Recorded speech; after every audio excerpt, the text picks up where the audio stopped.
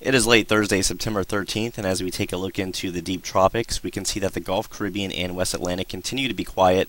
The only storm out there is Tropical Storm Nadine, and Nadine is no threat to interest in the Caribbean or the east coast of the United States thanks to this presence of troughing out here near Bermuda, but interests out across the Azores Islands are still advised to keep up with the progress of Nadine, as the storm could still be in your general location within 5 to 6 days, and if the storm does come close enough, tropical storm force winds would become possible.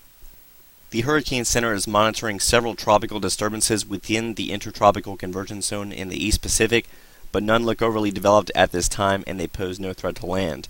We are also dealing with Tropical Storm Christy. However, Christy is moving into drier air and cooler water temperatures, so it is really not so much of a threat to the Baja Peninsula other than the risk of rip currents. With much of the tropics being relatively quiet at this time, nearly all tropical weather experts are keeping their eyes on Super Typhoon Samba, located in the western Pacific.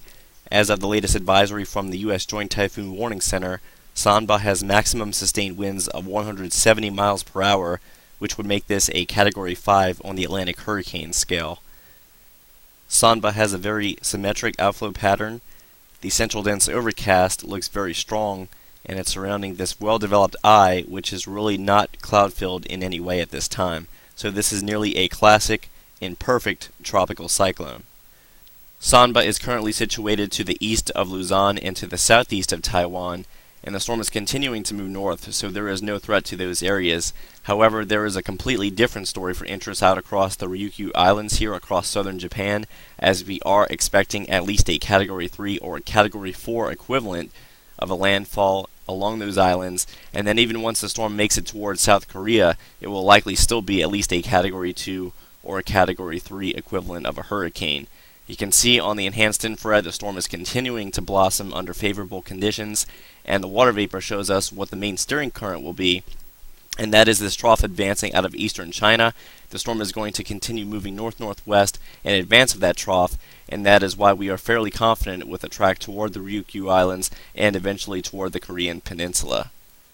For more information on Samba, please visit 28storms.com/typhoon. Now, as we make our return to the Atlantic and the Eastern Pacific with the next 7-day forecast from the GFS model, we do not see anything overly organized in the vorticity fields, so it is likely that the tropics will remain relatively quiet for at least the next 5 to 6 days.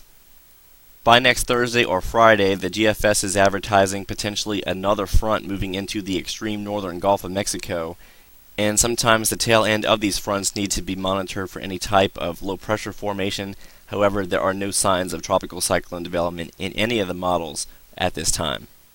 We will have more Atlantic and Eastern Pacific updates along with U.S. severe weather information posted at 28storms.com, and of course don't forget to check out 28storms.com/typhoon for more information on Samba.